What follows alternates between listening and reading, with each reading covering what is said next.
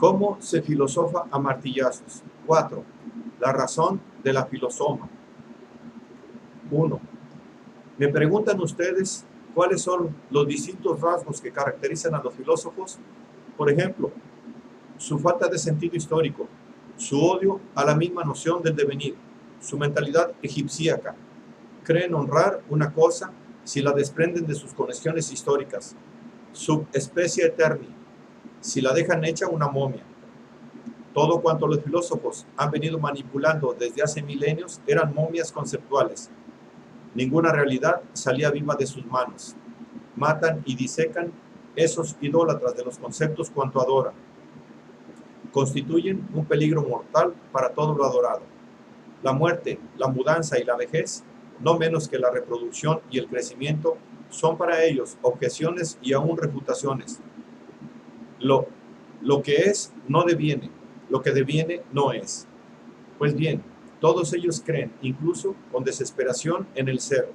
Mas, como no lo aprenden, buscan razones que expliquen por qué les es escamoteado. El que no percibamos al ser debe obedecer a una ficción, a un engaño. ¿Dónde está el engañador? Ya hemos dado con él, exclaman contentos. Es la sensualidad, los sentidos, que también por lo demás son tan inmorales que engañan sobre el mundo verdadero.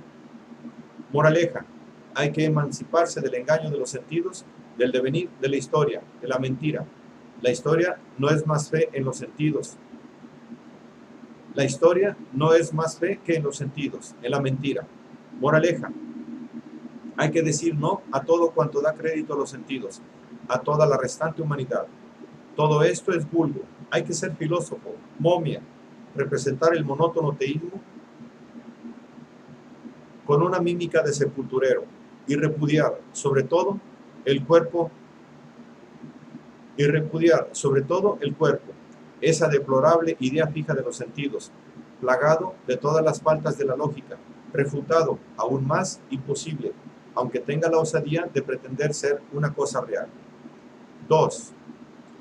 Exceptúo con profunda veneración el nombre de Heráclito, en tanto que los demás filósofos rechazaban el testimonio de los sentidos porque estos mostraban multiplicidad y mudanza. Él rechazó su testimonio porque mostraban las cosas dotadas de los atributos de la duración y la unidad. También Heráclito fue injusto con los sentidos. Estos no mienten, ni como creyeron los eleáticos, ni como creyó él. No mienten, sencillamente. Lo que hacemos de su testimonio es obra de la mentira. Por ejemplo, la de la unidad, la de la objetividad, la de la sustancia, la de la duración. La razón es la causa de que falsemos el testimonio de los sentidos. Estos, en tanto que muestran el nacer y perecer, la mudanza no miente, mas Heráclito siempre tendrá razón con su aserto de que el ser es una vana ficción. El mundo apariencial es el único que existe. El mundo verdadero es pura invención. 3. ¿Y qué finos instrumentos de observación son nuestros sentidos? El olfato, por ejemplo, del que ningún filósofo ha hablado con veneración y gratitud, es hoy por hoy el instrumento más sensible de que disponemos, siendo capaz de captar incluso diferencias mínimas de movimiento que ni aún el espectroscopio registra. Poseemos hoy ciencia exactamente en la medida en que nos hemos decidido a aceptar el testimonio de los sentidos, en que hemos aprendido a aguzarlos aún más, a armarlos, llevarlos a sus últimas consecuencias. Todo lo demás es chapucería y pseudociencia, quiere decir metafísica, teología, psicología, teoría del conocimiento, o bien ciencia formal, ciencia de los signos, como la lógica y las matemáticas, esa lógica aplicada. Ellas no tratan de la realidad, ni siquiera como problema, tampoco de la cuestión del valor, de tal convencionalismo de signos como es la lógica. 4. Otra condición de los filósofos no es menos peligrosa. Consiste en confundir lo último con lo primero. Sitúan lo que se presenta al final. Desgraciadamente, pues no debiera presentarse. Los conceptos más elevados, esto es, los más generales, los más vacíos, el último humo de la realidad que se evapora en el comienzo como comienzo. Se expresa una vez más su manera de venerar. Según ellos, lo elevado no debe desprenderse de lo bajo, no debe desarrollarse. En fin, moraleja, todo cuanto es de primer orden ha de ser causa sui. El origen extrínseco se considera una objeción, algo que pone en tela de juicio el valor. Todos los más altos valores son de primer orden. Todos los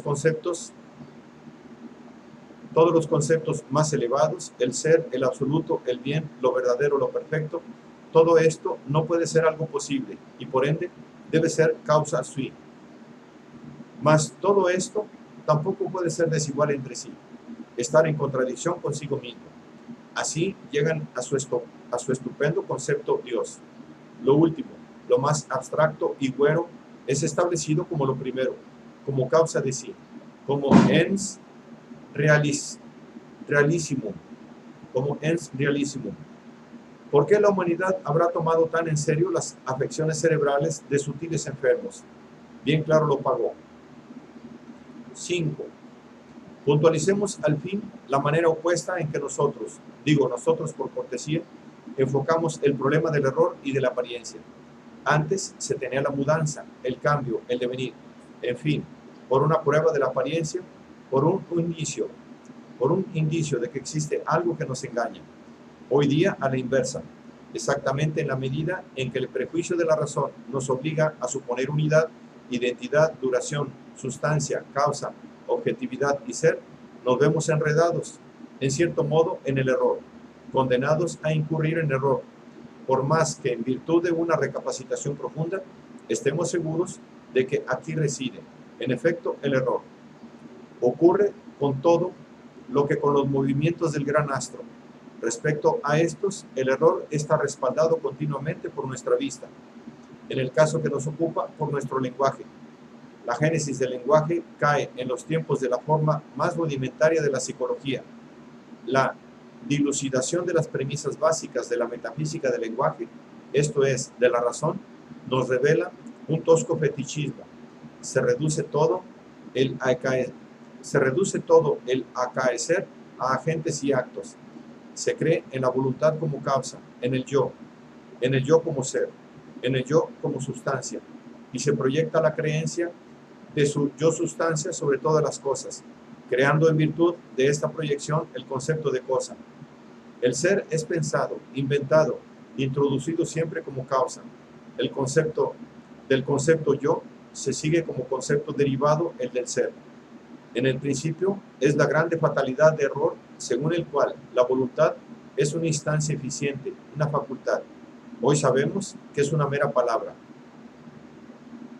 Mucho más tarde, en un mundo 1000 veces más esclarecido, los filósofos tuvieron con sorpresa conciencia de la seguridad, la certeza subjetiva en el manejo de las categorías de la razón y dedujeron que éstas no podían derivar de la empiria, puesto que la empiria las desmentía.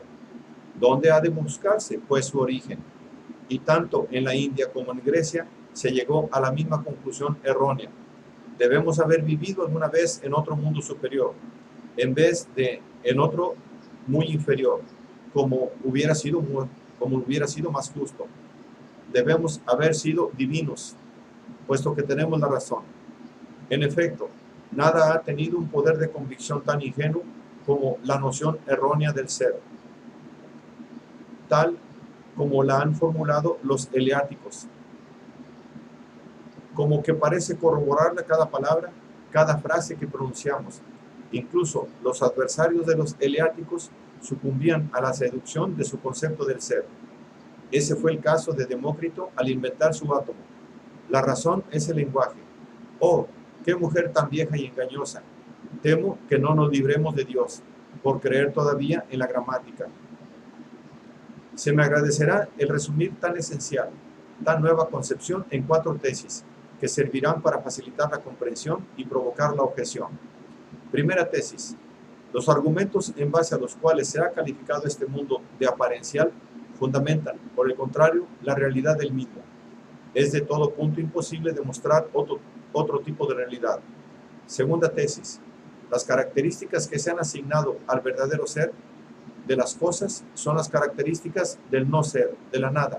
Se ha construido el mundo verdadero en contraposición al mundo real, y es en realidad un mundo apariencial, en tanto que mera ilusión óptico-moral.